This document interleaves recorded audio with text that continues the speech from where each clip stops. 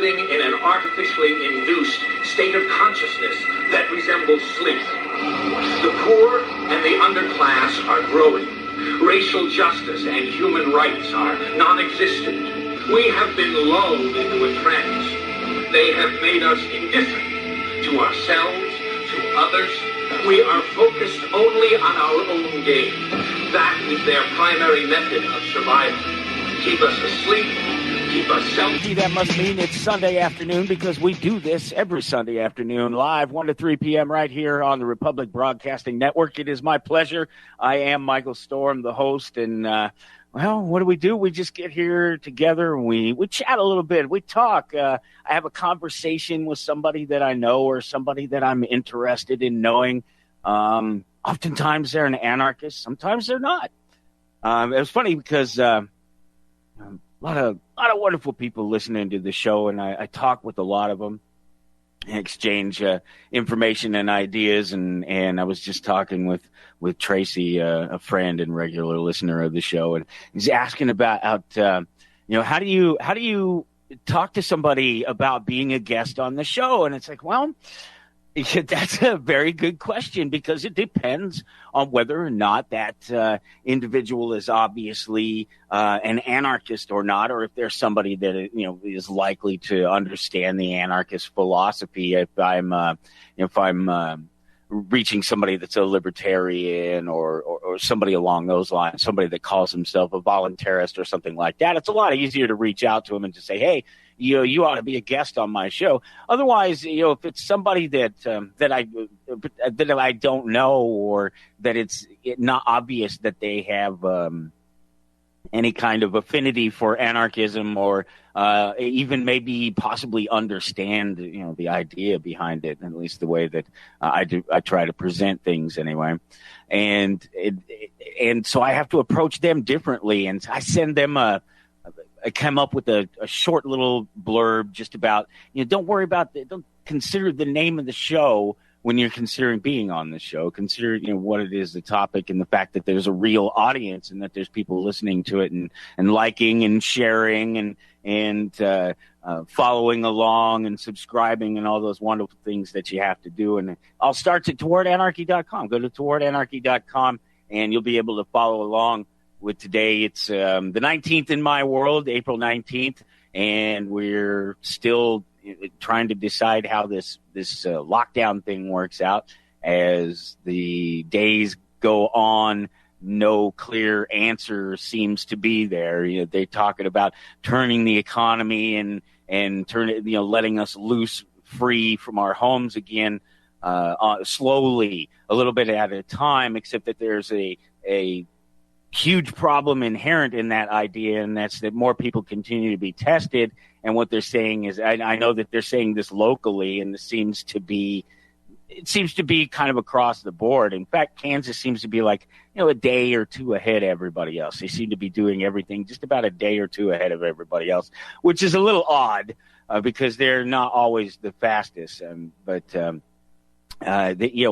trickle on approach. They're going to turn the spigot on slowly and let us get back to it. But with the tests coming and more people being tested, the thing is, if there is no decline in the number of people or testing positive, or that number continues to go up, or people continue to die, which they continue to blame every death right now on COVID-19. There was a guy that got shot down the street from me the other day, and on the news, no, it didn't really happen. It's just one of those funny memes that seems to be going around a lot. You see guy shot 35 times, died of COVID-19. But so there's never going to be an end to it. So it's going to be very interesting to watch over the next weeks and month or so, maybe more, to see if we get any of our so-called freedoms back. It's really scary if you watch the social media response and the people that are happy to be locked up, the people that don't want it, because it's going on right here in Kansas. This like I said, they seem to be ahead of everybody else, a day or two ahead of everybody else in the way that they're doing things. And that's why I've kind of been able to call some of these things as they've come along. I'm on Sunday and they do it on Tuesday, and I'm telling you that they're going to do it on Monday. So I'm not too far off. And it's because of it's because of what's happening here in Kansas. And right now, the courts here have a lot of protests coming around the world. We're going to talk about that a little bit later in the show. The Supreme Court, the AG, people like that here, people on the right, religious right. There's a couple of churches here, a couple of pastors that have got together to sue the governor of the state over the churches not being able to meet, that they couldn't gather at all. Not even like the 10 thing. They weren't even allowing that. And so it's been going on and continues to go on here, the battle. And I told you that this is what happens now. And we've been talking about this for weeks and weeks. We've really been ahead of this whole thing, and just the idea of what's happening and what's going to continue to happen. And so as we continue to go forward, I'll be keeping my eye on it. I got to get my cigar lit here. That's what I need to do. I've started to do that.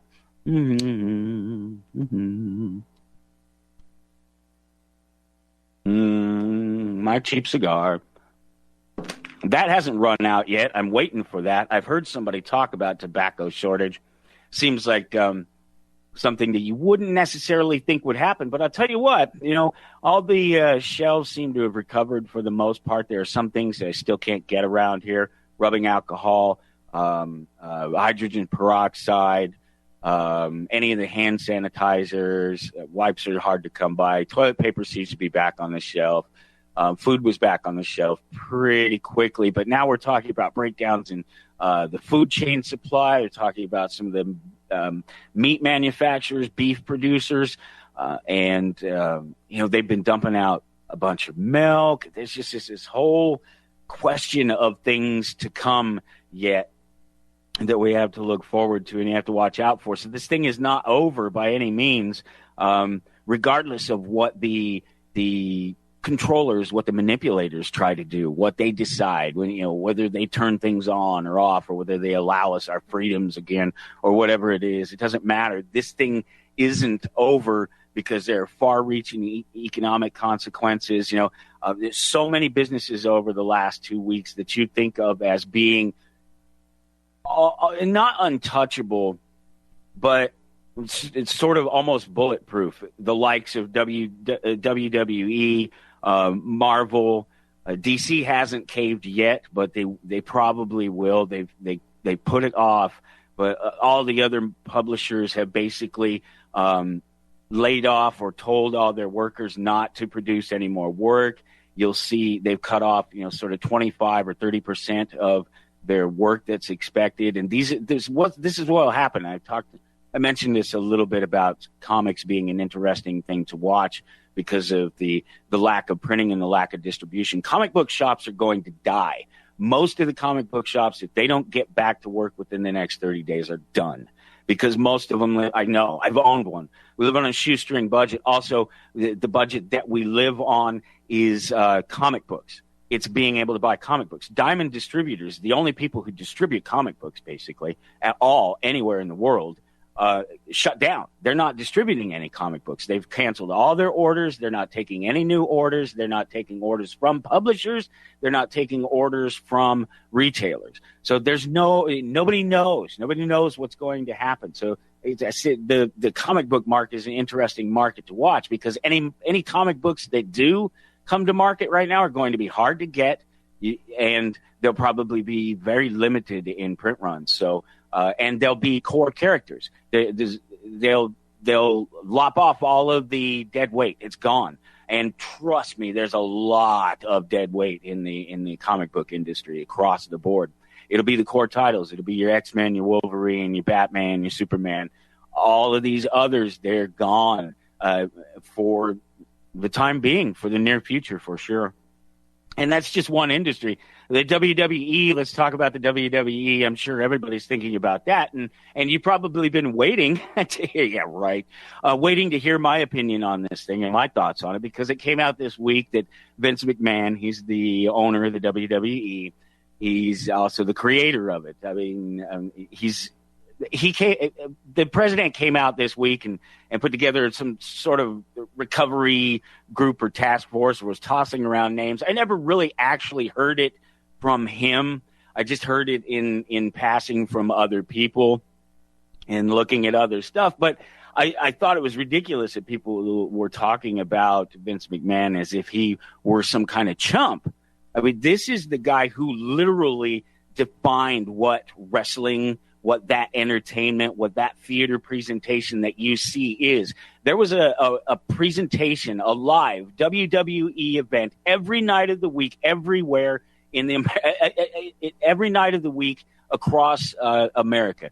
There was somewhere somebody had a WWE live event. If not somewhere else around the world, there was somebody, and there's even more groups now. That for the longest time, the smaller groups of wrestlers disappeared around the time the WCW and WWF, WWE, where that all collided and where it all consolidated.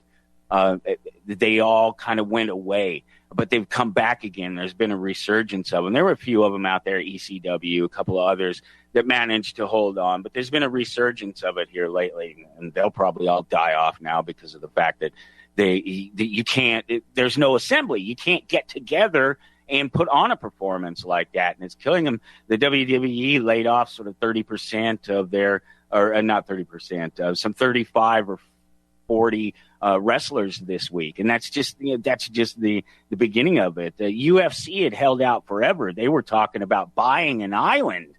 And they were actually talking about buying an island and putting on their performances out on an island where somebody didn't have any say over whether or not they could have their gatherings. But they finally caved in last week, and they canceled the latest UFC 249. That's canceled. I don't even know if they plan to reschedule it or what. Everything else, all their other performances are postponed. And this is the same across the board. And it's killing the small businesses in America. And while those guys that I just mentioned may not seem like small businesses, but they're the big businesses at the top, and they're cutting back. And they're cutting back to the point that we're like, we don't know what our future looks like. So that's what I'm trying to get across to you. The big guys are in trouble. So what does that say about the little guys? What does that say about the normals? It's interesting, this whole thing. My wife and I were talking about this. Today is her birthday, and last night we decided to break quarantine, and we went and rented a nice little suite down here at one of these fancy old hotels here in Topeka, and hung out. And we just happened to be chatting about just all of this whole thing about how many potential businesses and just the economic impact of this thing and how many people it's going to affect. And it's scary. It's scary what it could be. It's sad. I'm watching, as I tend to do, there's pop culture stuff during the week, and I'm trying to catch what the big people in pop culture are doing, because they're influencers. You know that term now. That's a big term now, particularly the use of social media, YouTube. You know, these people that get millions of hits for their little videos of putting on their makeup and stuff like that. These people are influencers, and so I've been attracted to what they do, generally speaking anyway, like reviewing things, movies and stuff like that, because it's always fun to catch other people's opinion of things that I have an opinion about, or maybe be introduced to something that I've never heard of. And so it's fun watching some of these influencers and things. And so listening to them talk about it, they're all talking about the pandemic, what you and I would probably refer to as the plandemic. It's sad. It's really sad to watch them talking about it, because they're it just shows that they're listening to their TV. They're listening to the posts in the social media, the scariness that I was talking about earlier, and watching people respond to it. They're happy about it. They're just happy to be imprisoned. There's arguing about whether or not these churches have the right to assemble. Don't you get the basic core idea? It doesn't matter what the crisis is. It doesn't matter if it's disease, war, famine. It doesn't matter. The whole point of the foundation of the nation, supposedly, and these pieces of paper that are supposed to protect us from government, is that no matter what the crisis, they can't tell us we can't assemble, especially if it's to tell us that we can't assemble to bitch about the fact that they're telling us that we can't assemble. I mean, that's really the entire point of it. The whole point of that first document, that Bill of Rights that some people hold so sacredly, and I wish that I could. I think it's a very high order thinking document for a bunch of low order thinking beings that just can't get it. They don't get it. They don't understand the importance of it because they're barely aware of their own existence.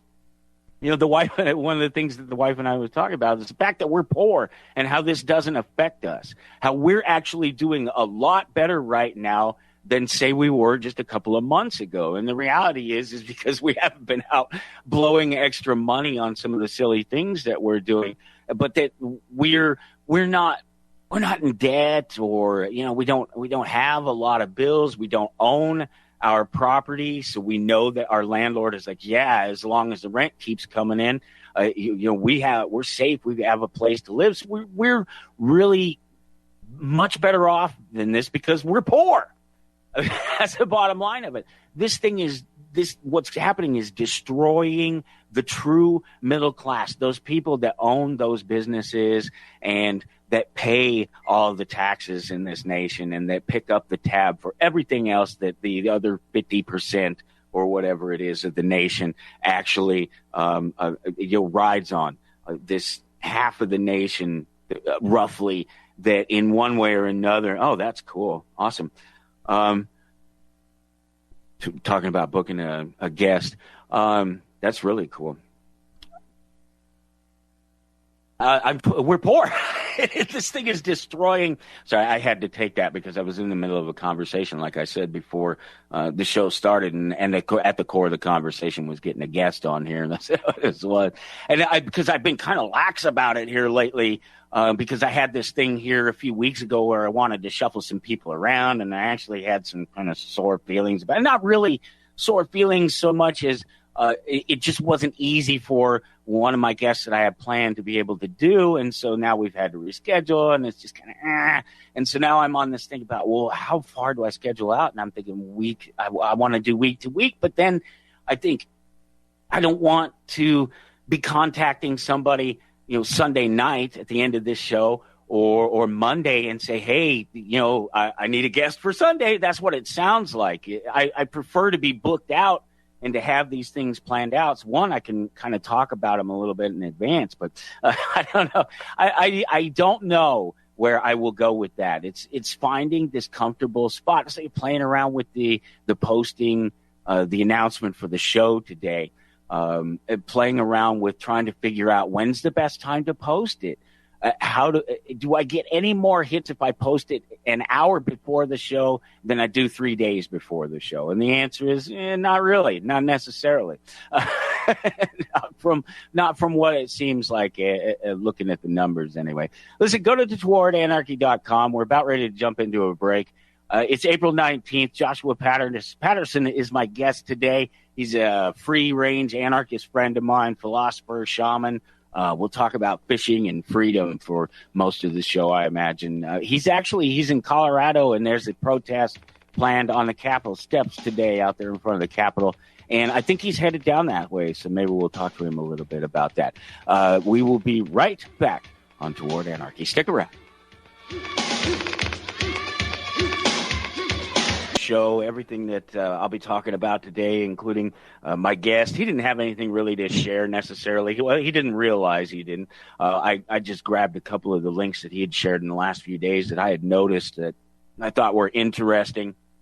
And, of course, they're probably COVID-related. I don't know. Let's see. Go to towardanarchy.com. Click on April 19th. That's what you're looking for. If you have to go through the archives, pretty easy to find. Otherwise, it's just right there on the front page. Should be the first thing you scroll down to. You'll see Joshua Patterson, my free-range anarchist friend. I don't know if free-range anarchist is a thing, but he sure seems to fit the bill of somebody who does it. He's a philosopher, a shaman.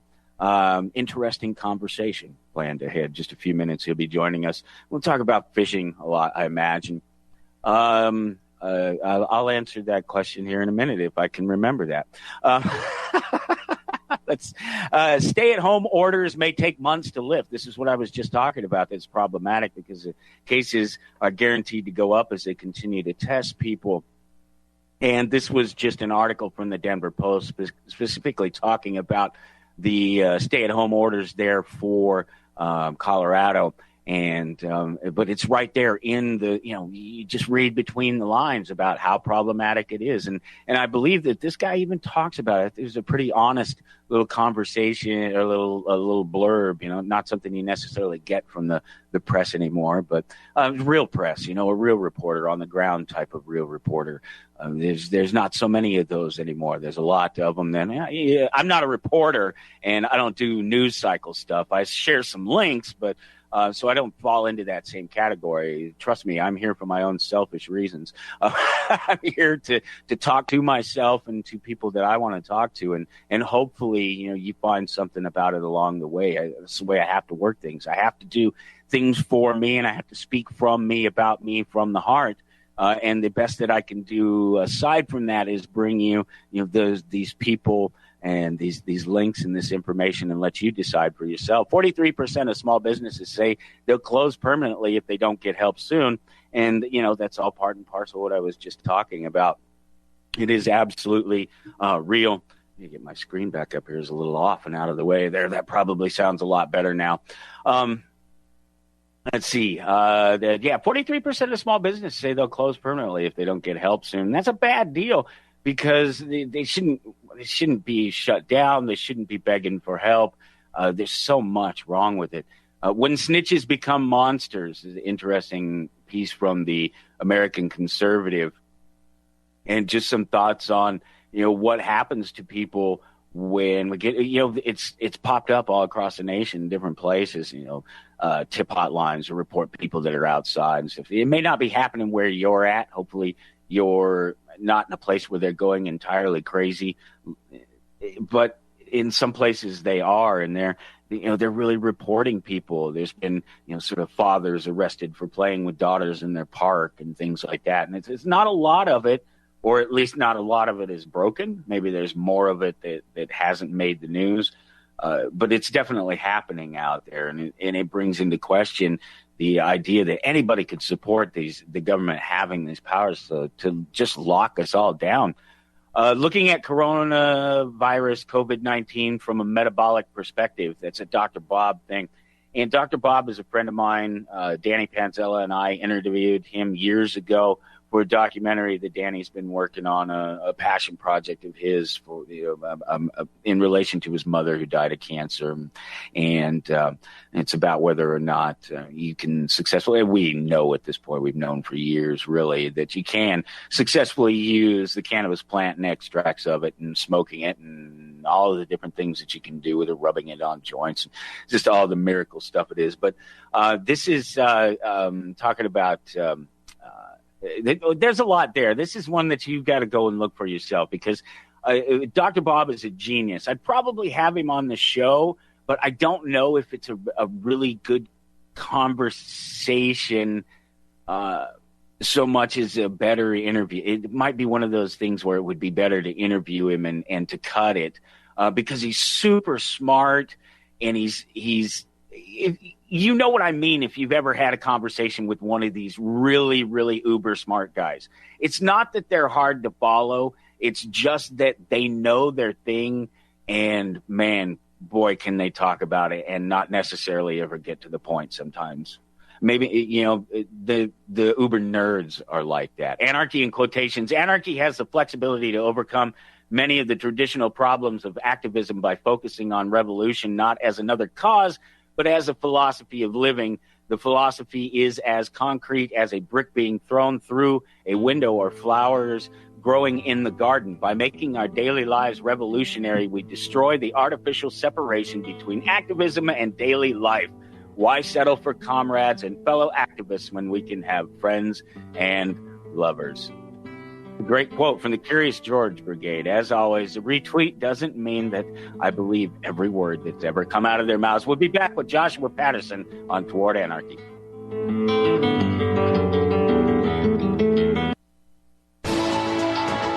You are tuned in to the Republic Broadcasting Network. Visit our website by going to republicbroadcasting.org. Want to be called an anarcho-capitalist. Oh, what's your problem? I don't understand. You know what those words mean. If you can't defend your position on either of those things, then you're neither of those things. It's a sort of odd thing to say, I just don't want to do it because of the connotative meaning. Well, explain what you mean to people and start the conversation from there. There's no problem with that. Let them, it's from then on, from that point on, after you have that conversation with them, they know, they see that label, they know what they're talking, who they're talking to and what it is that person means. I can't be an anarchist because this guy calls himself an anarchist. Well, you know what? I can't be white because there are a whole bunch of scumbag white people that have done some horrible, horrible things. It just doesn't work that way. I'm sorry. I get to be who I am regardless of the other people that claim to have their whatever it is to be similar to me in their views. Just be you. TowardAnarchy.com. April 19th is the date. My guest is Josh Patterson, and he's a friend of mine, free range anarchist. So I don't know, that phrase just popped into my head earlier this week, thinking about, as I always do, how do I present him? And that's how he appears to me to be. He just seems to be one of these guys that's happy going where he goes. He throws his fishing pole in the water, and it's a great thing to be who you are and to be free and to just live in the world that we live in. It's with all that's going on, right? It's funny. I got to do this. I had to read this, and then we'll bring Josh in here, and we'll have this conversation because it's long overdue.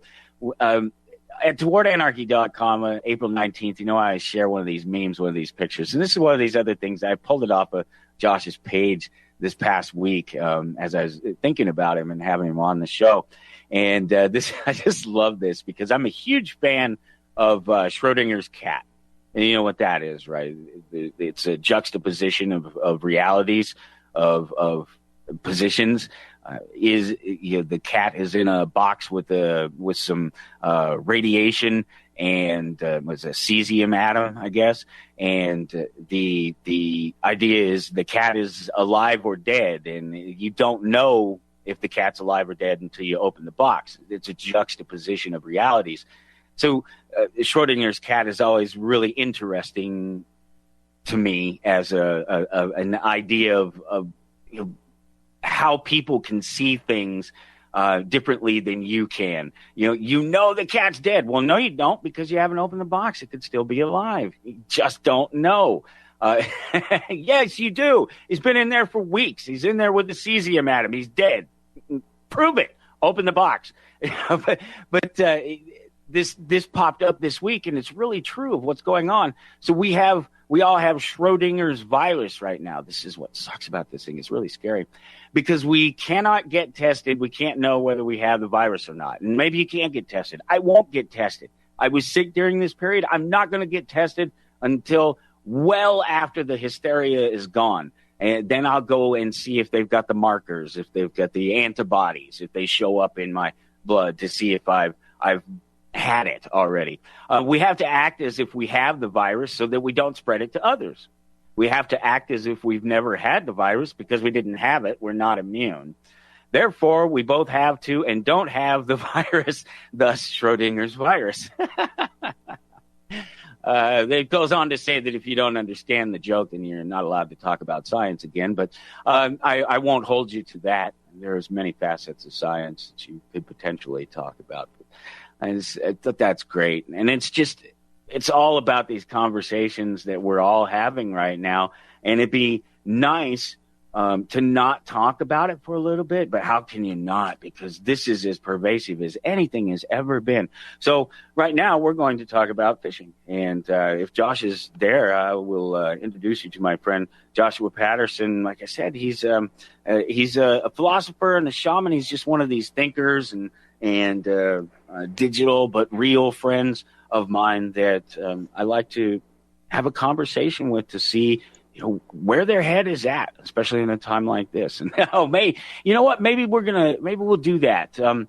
Just before the show started, producer Ken had shared with me this little clip about how was all these different commercials from all these different organizations and groups and entities talking about, in these times, we're here for you. We might have to play that for you a little later in the show. It's only a few minutes. I think we might end up doing that. But my guest, Joshua Patterson, is here. It's corporations mostly. Yeah, it's mostly businesses and stuff. It's the ads that you'd see on TV, but they've all been spliced together to show you that they're all playing very similar music, all have very similar words. Well, let me tell you what that really is when we listen to it a little later. That's what we'll do. My guest, Joshua Patterson, who's with me. Man, how you doing, brother? Thank you so much for joining the show. I really appreciate you taking the time. I know you're a busy man. You have more important things to do. Freedom comes at the top of the list, and promoting freedom and those values definitely gets a priority in my life. It's good to hear from you. I hope you're doing good.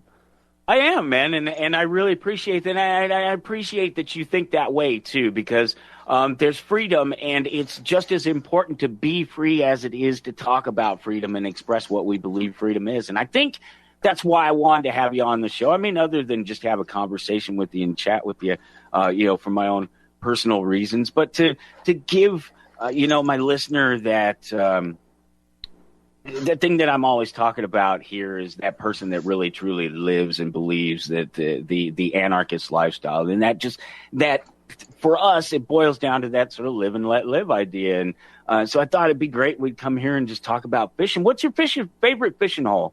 You've been to a lot. I've been to Pyramid Lake, Nevada, where cutthroat is actually the species that I like. I go to a lot of mountain lakes in Colorado and get away from people and backpack for multiple days. But Pyramid Lake, Nevada has the world's largest strain, and they thought they had almost went extinct, and then they rediscovered them up in a tiny stream and put them back in the lake where they used to get even bigger. And so now 20, 30 years later, they're starting to catch 20 and 30 pound cutthroats. I didn't catch one that big, but I mean, I caught 5, 10 pounders, which is giant to me, but it was an experience. And it's also on an Indian reservation, so the way that they operate it is a little different than other places. They don't allow casinos, hotels, so it's more off the grid camping, or you have to go drive an hour and a half to go to a motel. So that's more my kind of flavor. Oh, that's awesome. That's really cool. I've not been there. I've been to many of those wonderful mountain streams and lakes that you are talking about, though, in Colorado. And I tell you, one of the greatest times I ever had was just as a kid, I don't know, maybe 14, 15 years old.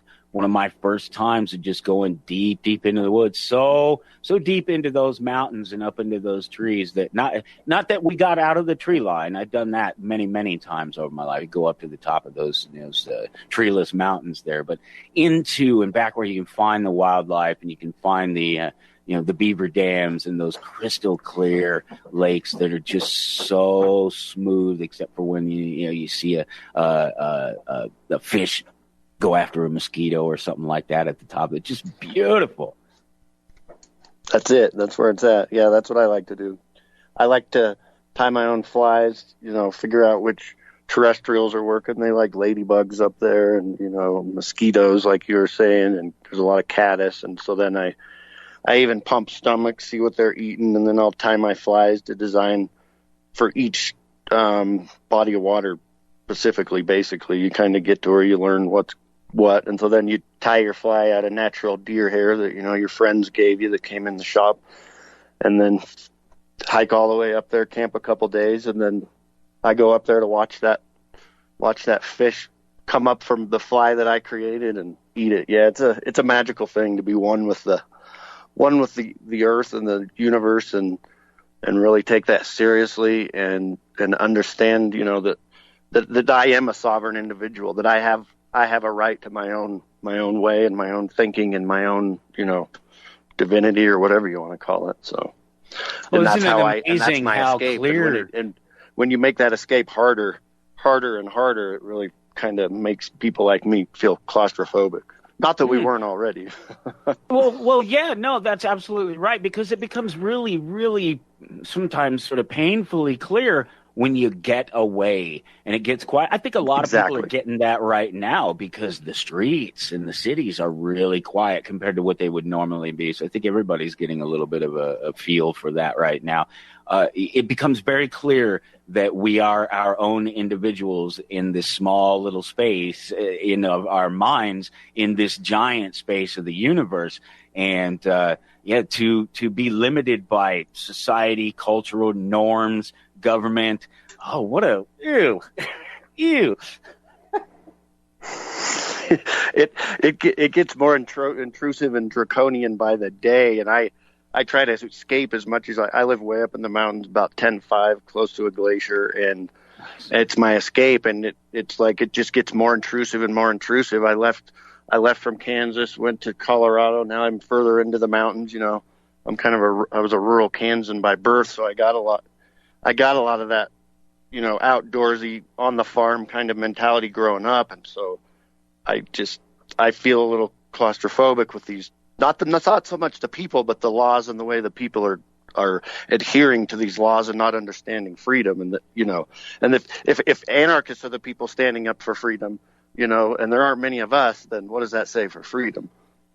I get on these. My listener, I think a lot of them, particularly across the network, they're still voters and they still participate in the system. So I get to pick on them a little bit. I get to use them to shoot some arrows at when I'm disappointed at the sort of Christian right, the right wing voters in the nation, that right now they should be burning down courthouses or capitals and hanging some governors. I mean, maybe not, but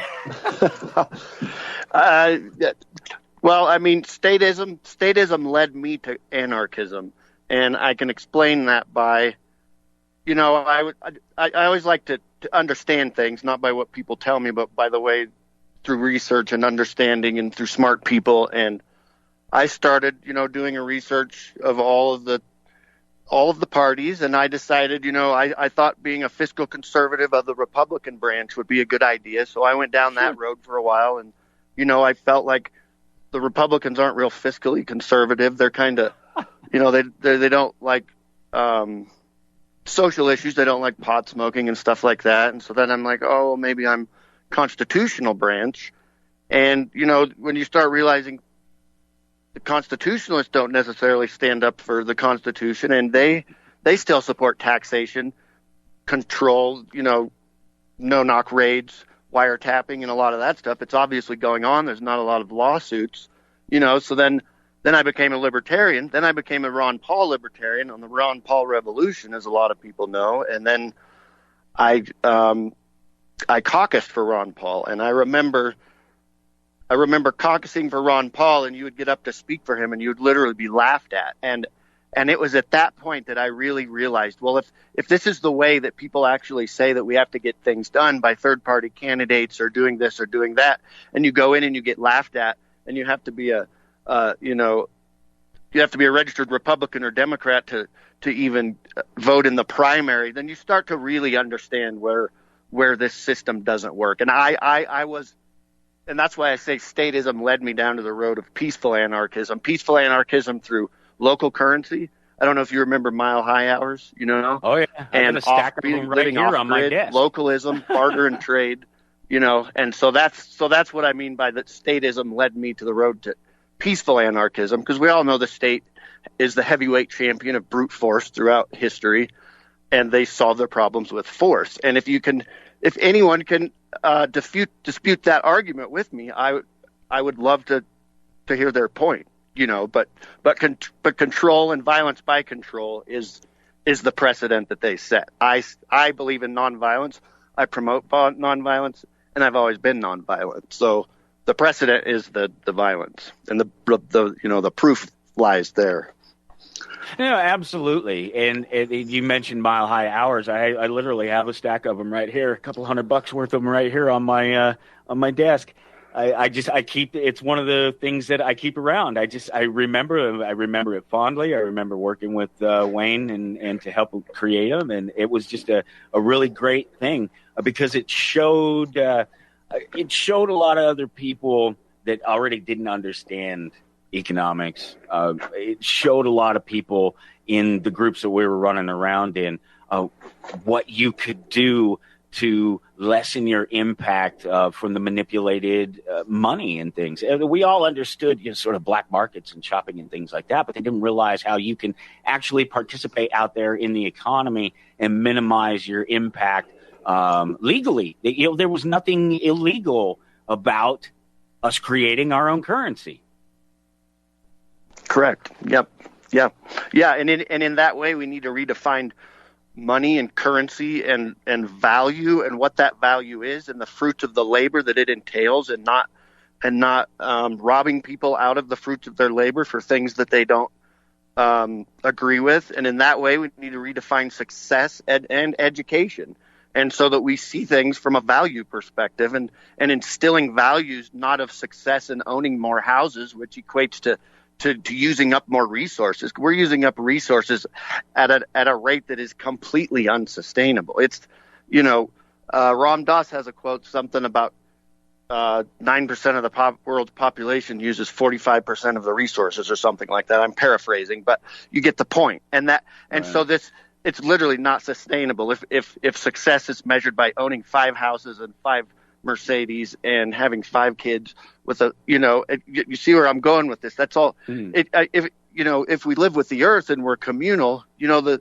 Native Americans lived for 14,000 years, virtually zero waste. We haven't been here all that long, and you're lucky you have a roof to live under, but the true roof you live under is the stars and the earth and what supports that. And what are the choices and the purchases you making to undermine that? Absolutely. Hey, we got to go into a break. Hold that thought, Josh. We'll be right back on Toward Anarchy. Stick around. Last night, actually, there was a worldwide sort of 3-hour concert, stay at home. There's things like this going on all over the world right now, but it was great. The Rolling Stones, I swear it looked like Mick. There was Keith. I swear it looked like there was a pistol sitting right there on his desk on the table where he was playing at. It was Rolling Stones and Lady Gaga and John Legend. I watched most of it. It was pretty neat. It was pretty fun. Before we went into the break, I'm talking with my guest Joshua Patterson. Go to towardanarchy.com. It's April 19th. If you want to follow along, I shared some links and some thoughts, as I always do. Before we went into the break, we were talking about currencies, local currencies, and I wasn't kidding. I have the currency that we were just talking about. He mentioned these Mile High Hours. I have them sitting right here on my desk. I helped create them, and it's interesting. Maybe we'll talk to this guy. I don't know. It's just such a short period of time, this little spot right here. It's hard to really get into any kind of conversation right here. I remember Wayne and I, Wayne is actually responsible. Wayne Walton created this currency. He's created some other currencies around the nation. And they work and they're successful. And there's Brian, he's on the phone, and I kind of want to go to him, but I don't, because we just really don't have any time to talk to him in it. But I just wanted to talk about these because of the fact that Wayne is responsible for this show in a way. Back in the day when we were all running around doing this stuff, Wayne started a show. I don't even know how he did it. Got hooked up with John and started a show on Republic Broadcasting Network, and he took too many hours and he couldn't handle it. He just had other things that he was doing. He couldn't handle it. And so he came to We Are Change, Colorado, and he said, hey, got this radio show. Got a couple hours. You want them? They're yours. And we're like, gee, well, we just happen to have a guy in We Are Change, Colorado who happens to have done this radio thing for a lot of years. Maybe we should do this. And so ultimately, it leads to this show being here. We had some knockdown dragouts, though. He's still a friend of mine. He's a statist. And I remember a party one day. We're all getting drunk, high, of course, as these things tend to be. We're talking about currency and money and all these things that we always talk about. And then he's talking about, I would make gambling illegal. And I'm like, oh, you authoritarian. That just goes to show you that you can be right on a lot of things and still be wrong. You remember Wayne? Did you know Wayne real well? Yeah, I worked a little bit with the Mile High Hours thing. Yeah, that was back when we were all doing our thing, like you said. Yeah. I didn't know. I know he's one of these jet setters. God, he's just one of these guys that's been all over the nation, and he's just done some really neat and interesting things. But he's still a statist. Hey, we got to go into the top of the hour. It's Toward Anarchy. Go to towardanarchy.com. Joshua Patterson is my guest, and we will get into some more conversations, some more areas of interest that Joshua and I have in common. We'll be right back on Toward Anarchy. This is RBN, the Republic Broadcasting Network.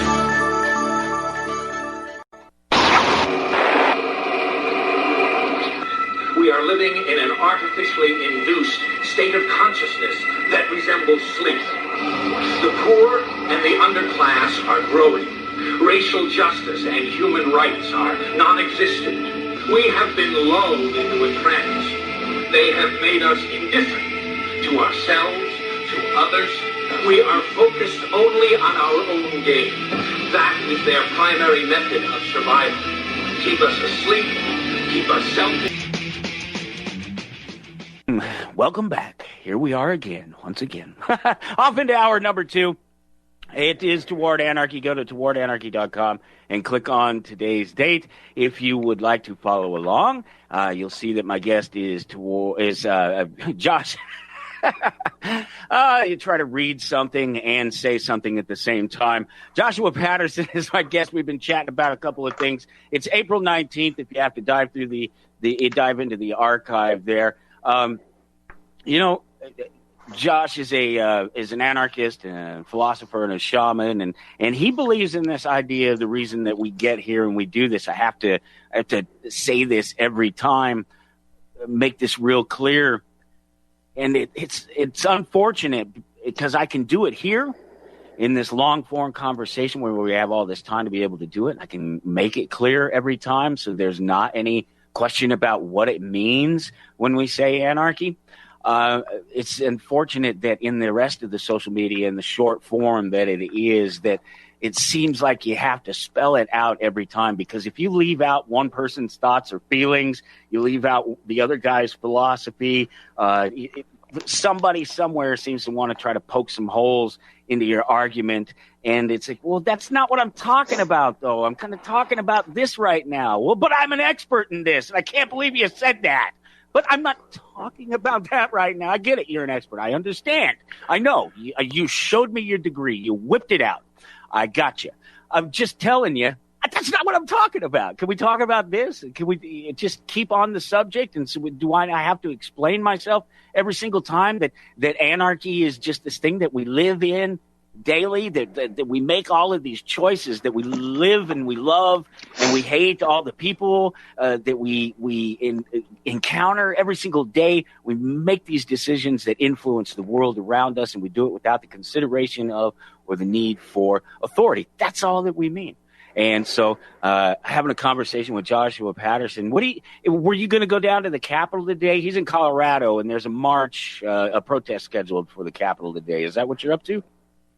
I thought about it. I think there's another one tomorrow. I'll probably go down tomorrow. I was going to go down today, but other things got in the way. But yeah, I'll be seeing what's going on sooner or later. I did see in New Jersey they were handing out summons for people who were in their cars peacefully protesting. So that may become an issue.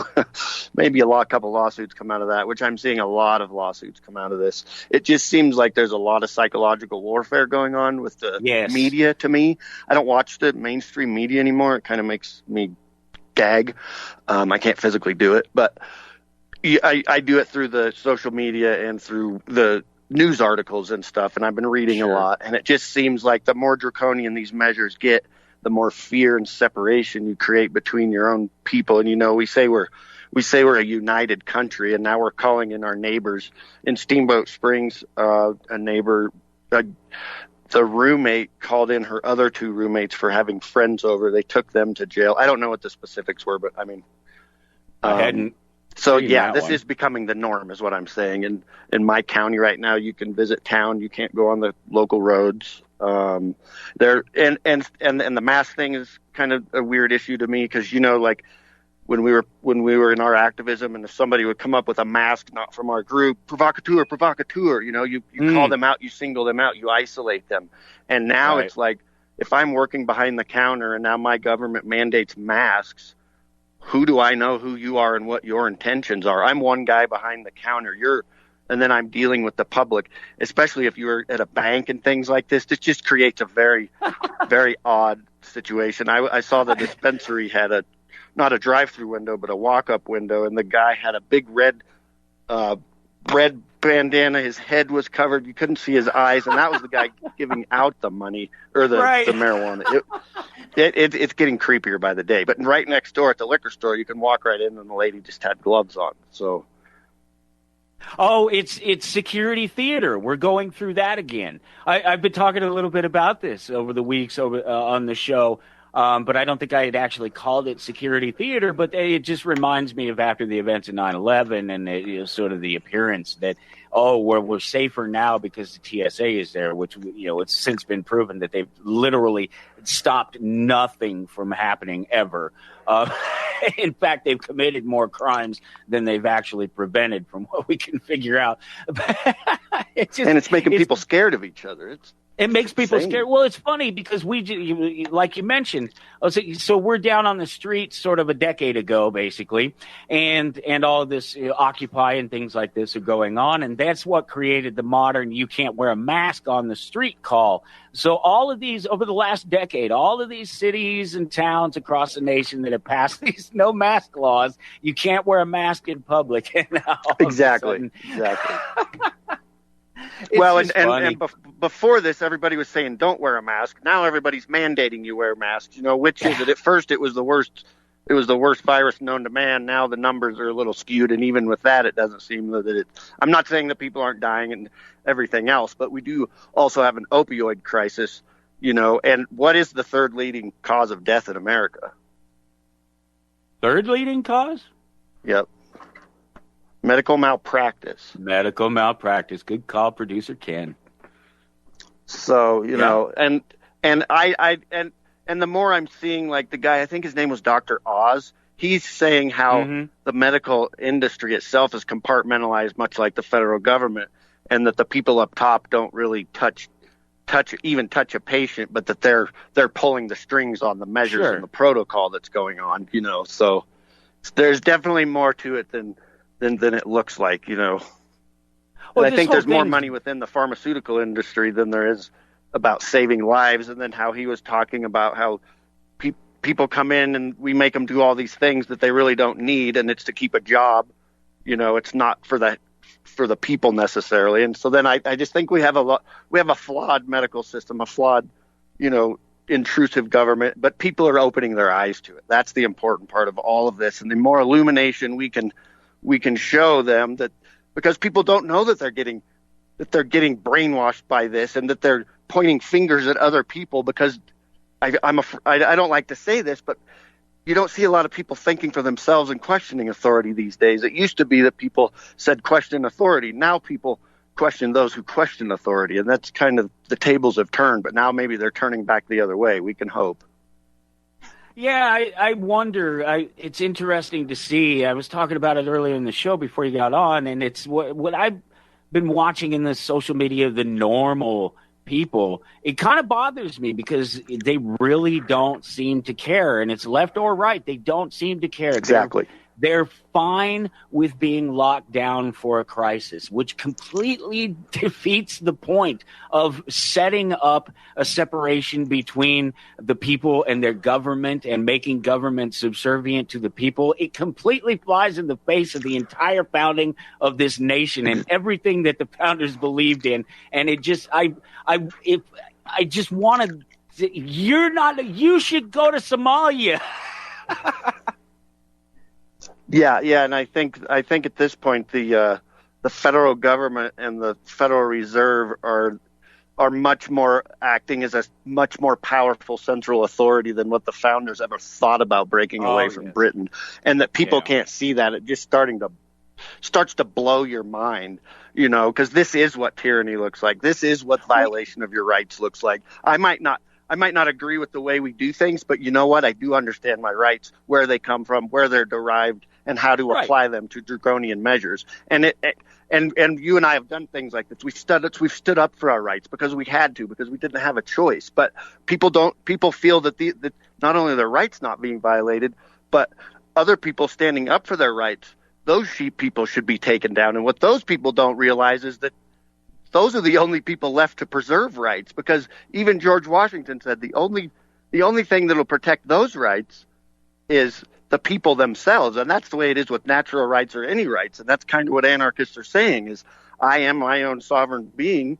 I don't have any your jurisdiction over my geographical birth really holds no bearing to me. And that if I want to live free, as long as I exchange with voluntary interaction and I don't hurt anybody, I'm doing better than what you're doing, and you have the precedent throughout history. So just leave people alone and give them that option. That's all we're asking for. Give us the option. But I've been looking into even off-grid living, and a lot of these places will advertise it as an off-grid place to live, and then you have to have a sewer and you have to have water. Well, then you have to have a permit for everything, $1,700 to bring in another house. Well, that kind of defeats the purpose of off-grid living at that point. And there's only a few states left that will actually allow you to live off-grid. Yeah, it's getting less and less all the time. In fact, about the only thing I think maybe the van life guys possibly have figured something out, but even that's going to end now. They certainly have put in place right now with the pandemic going on. This idea that they can control the movement and that they can sort of arrest anybody or stop anybody with Colorado plates just because they drove into Kansas. So even that is curtailed, and that's something that people like you, myself, many others of us on this side of the fence have understood that they've been working on for a long time, making it impossible to travel without their permission. Because they've got to be able to control movement, and it's something like the pandemic is perfect for it. Because if you have the freedom to move, that was the idea. It was one of the core ideas behind the building of the nation of the Federalists. Is that if you didn't like the rules of Kansas and the laws that they set up there that clearly didn't violate the federal protected rights of people, that you just go to Colorado, and you would still have all the same rights as an American. All those things would be protected. It wouldn't matter. You just live under a different set of governors or whatever, voluntary or not. The point was that you could move about freely. It was such I think maybe I don't know what you know about this. Maybe you speak to it a little bit. Just the idea of freedom of movement being a thing that was so well understood as a core idea to freedom that they never even addressed it. Of course you can go where you want to go as long as you don't go on somebody else's private property. Yeah, exactly. There's a 10th Amendment that says those powers not delegated to the federal government are left to the states or the people thereof. More importantly, the people thereof. On top of that, there's 50 and that explains why there's 50 stars on the flag. If you don't like the draconian measures in one place, you can go to the other. Or like me in Kansas, I've personally been SWAT raided by the North Central Kansas Drug Task Force for marijuana.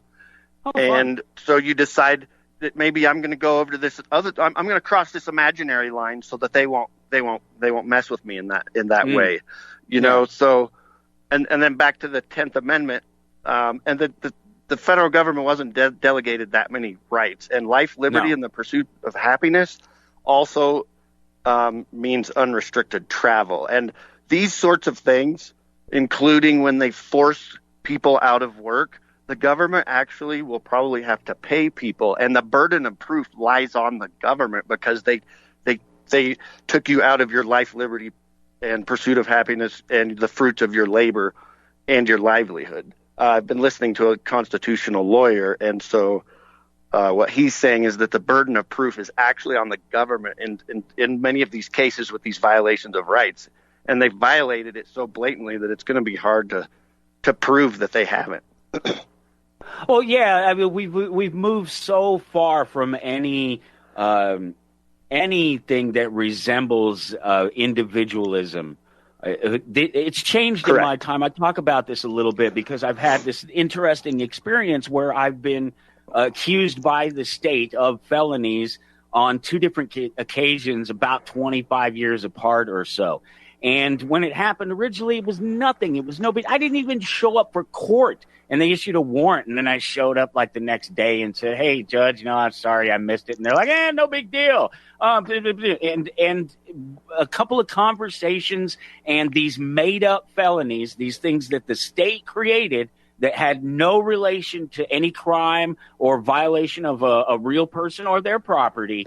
These tacked on, what they always do. This is why people talk about how the federal courts have like a 97% conviction rate or something. Part of the reason that they have such a high conviction rate is because they pile on charges. Tiger King's a good example of this. I don't know if you don't watch any TV really, so you probably don't know about this, but there's this thing called the Tiger King going on, this documentary that was on Netflix. And one of the things that they did to this guy, as guilty as he is, as much of a jackass as this guy is, they've locked him in a cage. But what they did is they piled on. And so this happens, and it happened to me.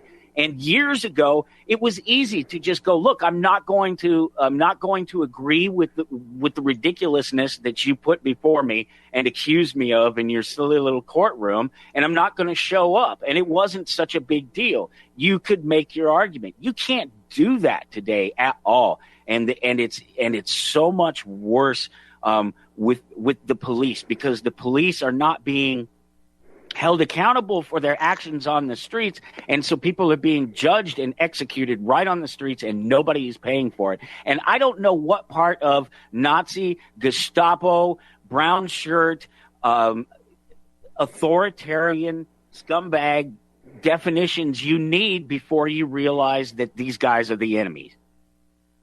Well, I mean, when the oath of office is blatantly being undermined, you start to wonder, at what level do these people even understand their own rights when they not only support draconian measures for themselves and others, but they enforce them through control? You know, you can only see. I mean, you got to separate the badge from a human scenario where if this happened to my friend, would I feel the same way? And in a lot of times you're not. And then you're going to realize, you know what, I am supporting something called a blue line. And if we all support it in this respect, how is this any different than the Gestapo? I mean, you know, and that's just, you know, I don't think that's crazy to think about. And then now you have people that are potentially, well, and now, so I've seen a few instances here where people are self-isolating, and then they're saying that the self-isolating in nature is illegal, and so then they break their own protocol. And at this point, they weren't wearing masks or gloves, and we know that this is an employer that has a lot of infected people. So then they break their own protocol to single out one guy, and they're not wearing masks or gloves, and they arrest him while breaking their own. I mean, how much? you can only read between the lines, and then it's directly in your face, and then what is that? Cognitive dissonance? What is that? Well, that's it, right? Okay, so that's what they're presenting out there, and that's why they'll let it happen. It's okay, because you're supposed to be confused. If they keep you confused, then you don't know which way you're going, and then they can do whatever they want. So I think they're happy to see stuff like that. I think you're sort of referring to any number of things that I've seen here recently, but in one particular instance, a guy out of the beach alone, nobody else around, and they called it like 14 damn cops to round this guy up between the Coast Guard and the shore patrol and things. They just ridiculous for one guy out there that's obviously not bothering anybody. And it's happening. This is actually happening across the nation, and it's small. And this is part of the problem with this. You mentioned the word earlier. It's compartmentalized. It's so broken apart. If America was just New York, it would be a huge deal. But America's not New York. So all the people in Kansas, all the people in Colorado, we barely have any concept of what's going on in New York, or care, for that matter.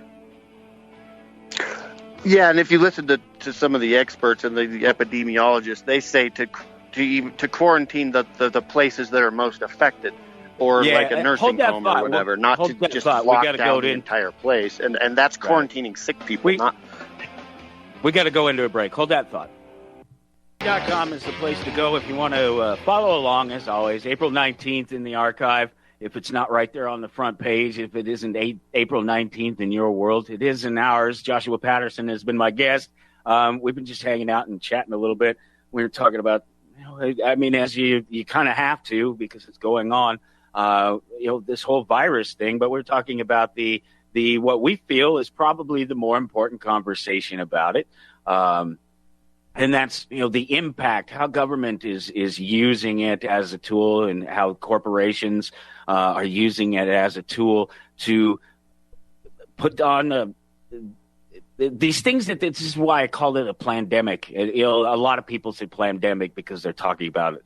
And this reality is actually becoming more likely that it's was created in a lab somewhere, and that's actually getting more mainstream press now. We talked about it a long time ago, the potential of it having been made in a lab. And that seems like where they may be coming from, but it doesn't really matter. It's what comes out of it. It's one of these meta events that we talk about, and what the government is doing. And these plans have been in place for a long time to institute the controls and to do what they do, based on the idea that they know that something like this is going to happen. And here's the scary thing. When it all comes down to it and we find out that, this was no worse than the flu, the only difference was the attention to it by government and by the press and the panic that they created. But how do you turn back from that, I guess, is the thing that you're going to have to concentrate on, Joshua, you think if you go to the Capitol tomorrow, you think that our leaders are even listening anymore? Do you think they care? I know you're going just to observe and be with people more than to protest. Do people really think these people represent their voice of who they are? I think so. I mean, they keep showing up at the polls. I've called my congressman, my president. I've done protests. I've done this. I've done that. I've done everything you possibly can that people would, other than, the other good one is, well, you should just move somewhere else. I haven't done that one, but I have called the Congress and done this and done that, minus running for office, but I don't want to control people in that respect. But, this taxation is not representation.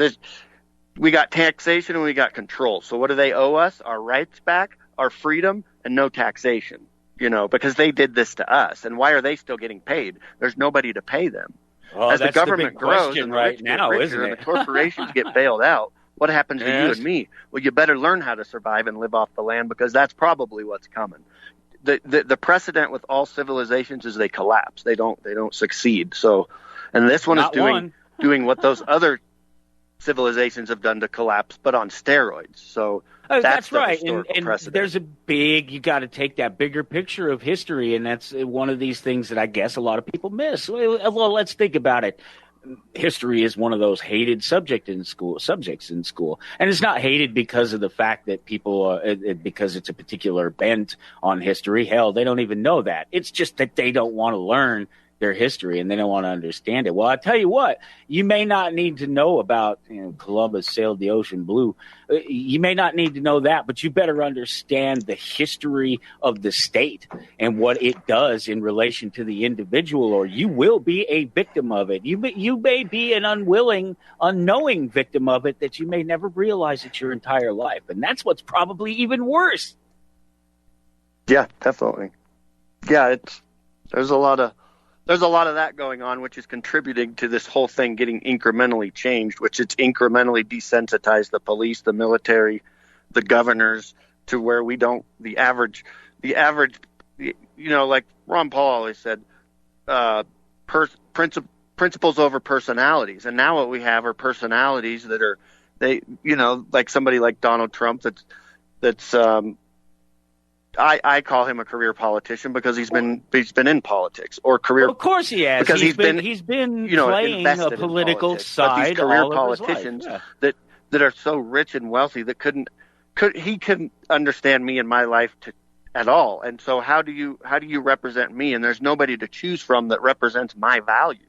And I also don't have the ability to choose life to live the way that I want to through off-grid living, because it's so draconian. And in my opinion, homesteading is what really founded this country. Absolutely. Yeah. It's pretty sad to see and to watch when you realize where it's going. Because you're watching all these people. I hate to use the analogy, but it's one that people understand these days. But, I mean, they're all just slowly marching off to the... You are tuned in to the Republic Broadcasting Network. Visit our website by going to republicbroadcasting.org.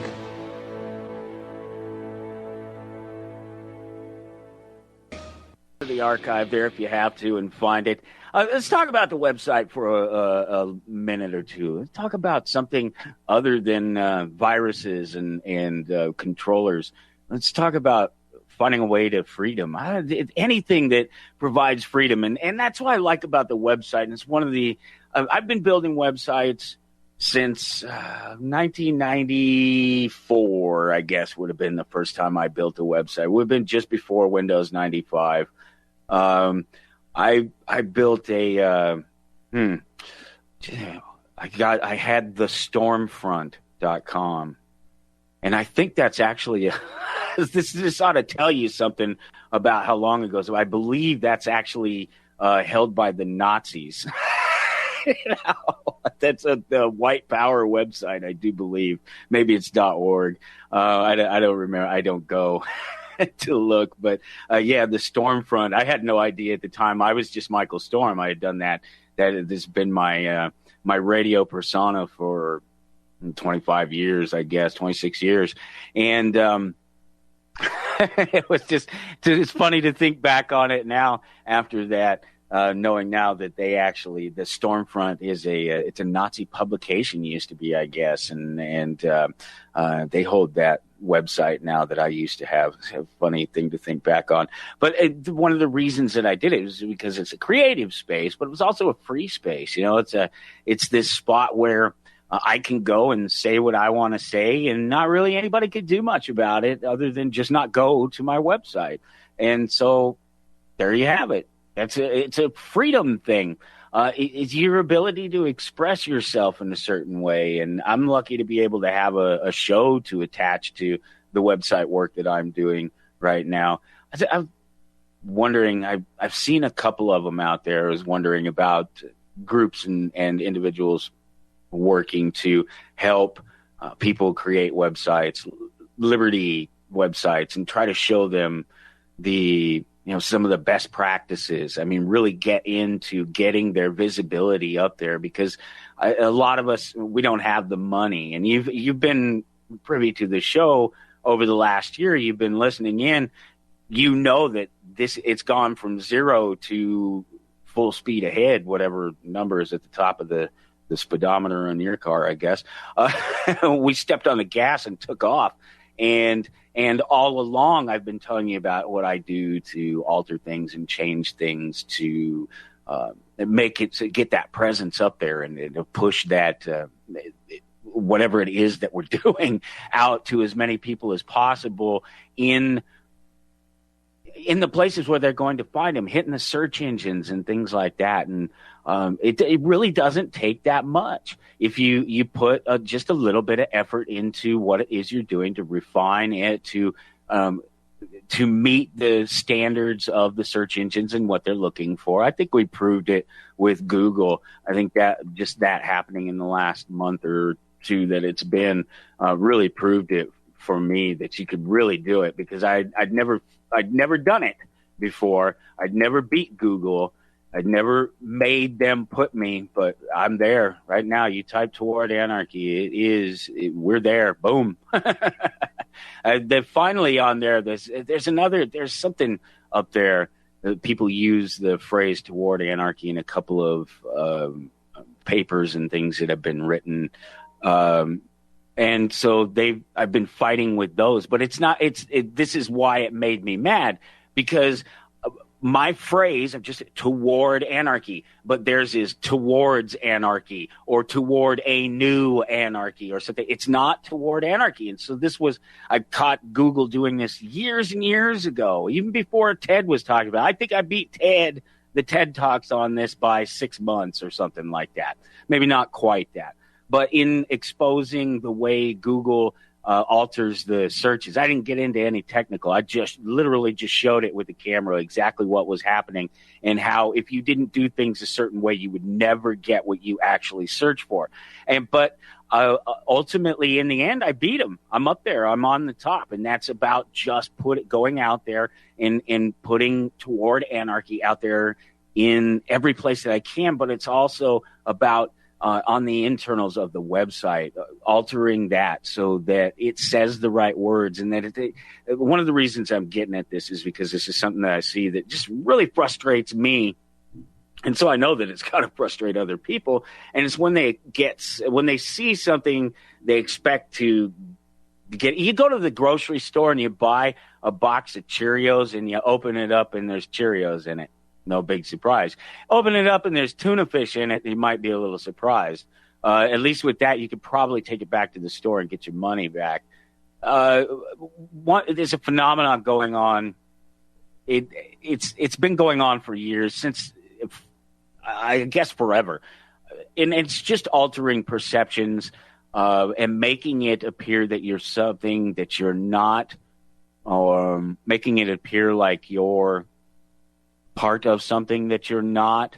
It's a very dishonest way of using your influence and your name and your position to associate with other people, places, things, ideas without that actually being true or presenting. Here's an example that I mentioned this once before, I think, is I play a little bit of video games. I download more video games and collect more video games than I actually play. And like on my phone, I'll try them. I'll just be sitting around doing nothing, and I'll try them. So I'll download a game, and I'll download it because I just saw an ad for it. And then I'll play the game, and there's nothing about the ad in the game.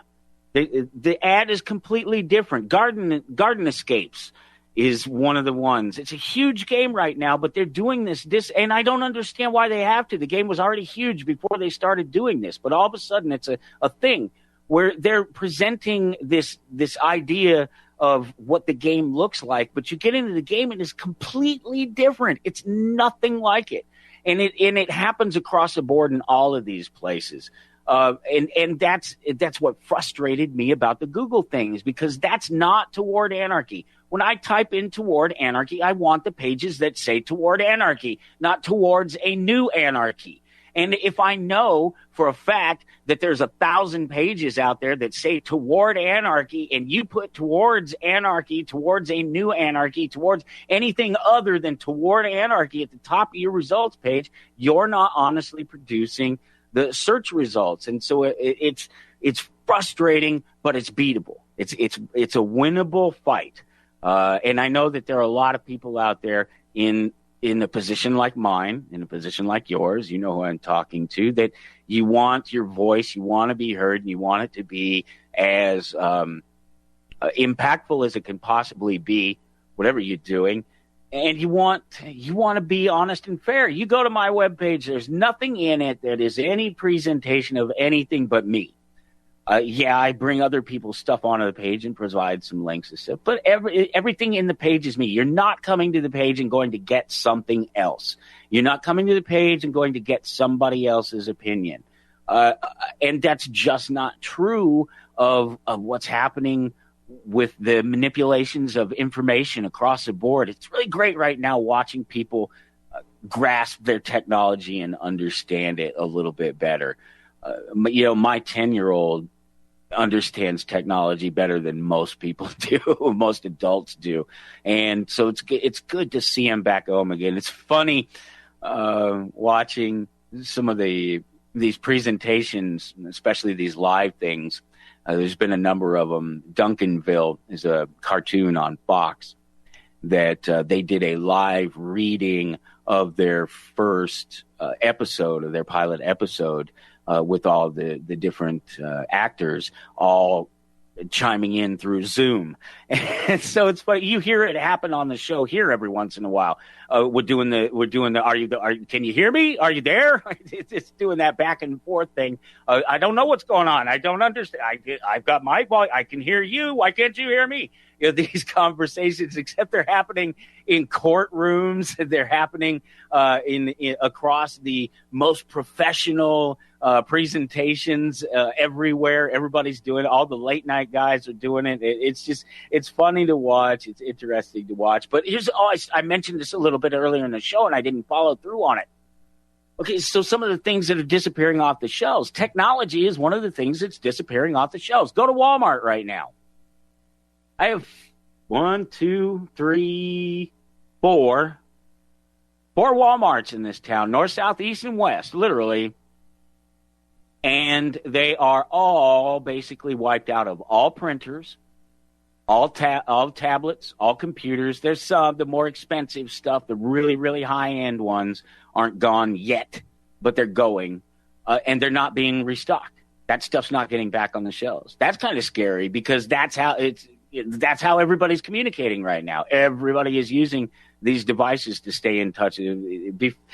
People that would never use a computer, never wanted to be on the internet, never wanted to use FaceTime or any Skype or any of these different programs. Oh, I don't want to get involved in that. I don't want to do it. I only got my best friend Dwayne to text within the last few years.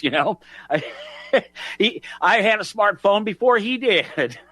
It's just one, and he's a tech guy. He didn't want to get into it. He didn't want to send a text. He didn't want to do surfing from his phone and things like that. I'm like, what the hell are you talking about? What are you talking about? You don't want to be able to access the internet, the entirety of the internet from your phone. I was doing it on a flip phone, visiting websites.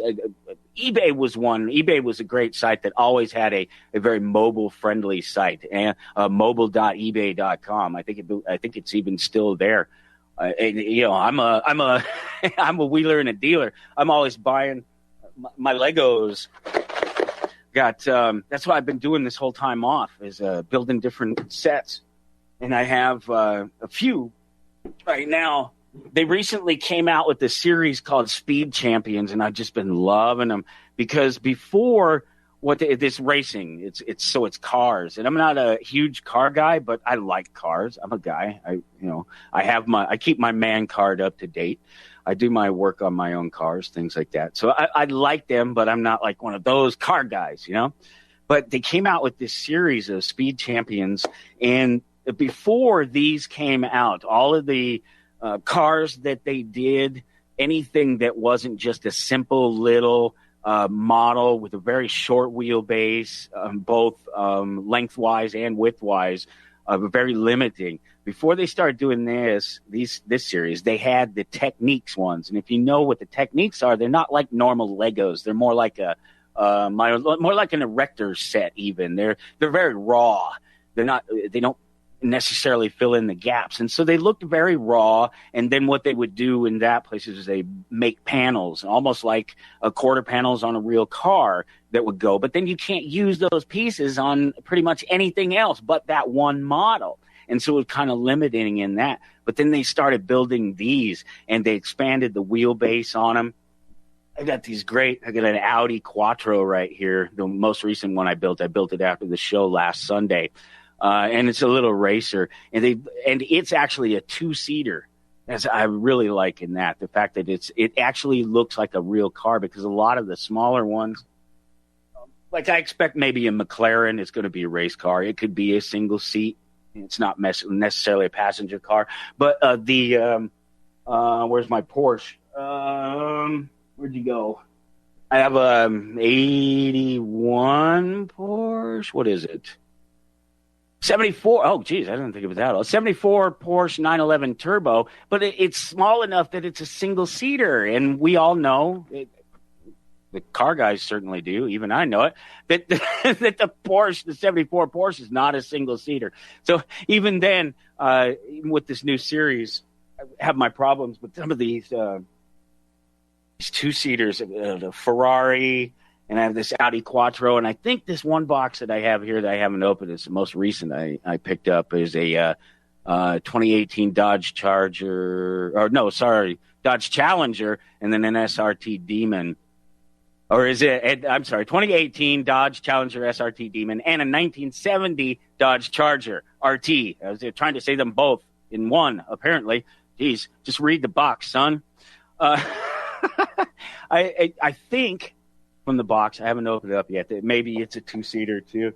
I have the other one still undone yet. It's a Jaguar Formula E Panasonic Jaguar Racing Gen 2 car, and a Jaguar I-Pace E Trophy, and it looks like it's a little two-seater too. Really neat. And what's great about them is that they come with branded pieces. So instead of stickers, there's actually like logos branded on them. Those things become sort of really rare. And like the Ferrari one, it has it's all official Ferrari. It has like their logo, their uncopyable logo and things like that on it to prove that it's a real Ferrari product. And they released the little minifigures. That's my thing. It's the little dudes. I have hundreds of them all around me right here in the studio, all around me. Disney, Simpsons, Batman, Marvel, you name it. And all of these little cars come with a branded figure with them. So, the Chevy came with the guy with the white racing uniform with the blue Chevy stripes and a blue helmet, and it has the Chevy logo on it. And the Porsche guy, who's cool, he's got a leather jacket and he's got the little Porsche symbol on his shirt that you can see through the leather jacket. That's what I've been doing. So I'm going to build another one after the show tonight. I think I'm going to build this Nissan. Where'd it go? There it is. I've been collecting them over the last couple of months, actually. It may sound like I have a lot of them here, but I've been collecting them over months, and I don't build them all at one time so that I get to enjoy them. And that's one of the great things about these series, the Speed Champions ones, aside from the fact that they make the cars look really good and they're doing a lot of two-seaters, so they look more realistic, they look more like the actual vehicle, is the piece count. And if you're into Legos, you understand the piece count is a big deal, especially when you start talking about branded stuff and getting a minifigure with it, a special minifigure that isn't going to be found in any other set. The piece count is really important because you get sort of $20 for 300 pieces as opposed to like 170 pieces in a lot of other sets. Oh, we're coming up. We're coming up to the break. We'll wrap this thing up here on Toward Anarchy. Come right back. The Prisoner. What a great television show. I remember watching it as a kid. We watched it. Well, I'm old enough that we only had 3 or 4 television stations. I lived in Denver, so there was only a handful of stations to see you before 2 and 31. So we'll leave those guys out. 4, 6, 7, 9. and 12. That's what I grew up on. And 6 and 12 were public broadcasting. And so Doctor Who, Hitchhiker's Guide to the Galaxy, The Prisoner, Are You Being Served? Amazing shows. Stuff that to this day, just make me laugh. Yeah, 4 channels. Yeah, sounds like I had a few more. And then about the time, it's been maybe 10 or 11 when Channel 2 came along. And then not long after that, Fox arrived, actually became a thing. And then I've never turned off Fox since. I mean, really, that's been my station of choice, if I had one at all, since. Because Married with Children, Simpsons, just some of the most, just the greatest, in living color. Oh my God, just some of the greatest television shows to ever come across the airwaves. I mean, the Simpsons are still on, and Married with Children, it's in syndication on multiple stations, and they've just put out some amazing stuff over the years. Yeah, right. Oh God, it's ridiculous. Now, even out here in the boonies, and trust me, Topeka, Kansas is still the boonies. We still have all of these UHF stations and things like that. There's dozens of them now. They're everywhere. Not back when I was a kid, though. That's how old I am. That dates me a little bit, doesn't it? Just a little bit, not too bad. I don't know what I'm doing next week. I don't know who's coming on the show. I got a couple of guests that I'm trying to nail down right now. I don't know who it's going to be. I'm trying to pick which one. Listen, there's no shortage of people that I can bring on the show to talk to. So I'm just going to pick somebody that's going to be an interesting conversation, and we'll have that coming up next week. As always, you can stick around on the network. James Kelso is up next. And, just these amazing programs across the network. I just encourage you to support the network and get involved if you can, because it's a really simple way to make sure some great voices are being heard out there. If you can't do anything else, if you can support, that's what you do, and we'll carry the torch, and we'll bring these great ideas to people for you, and we'll spend the year fighting with Google to make sure that we can get our name out there, even for something simple.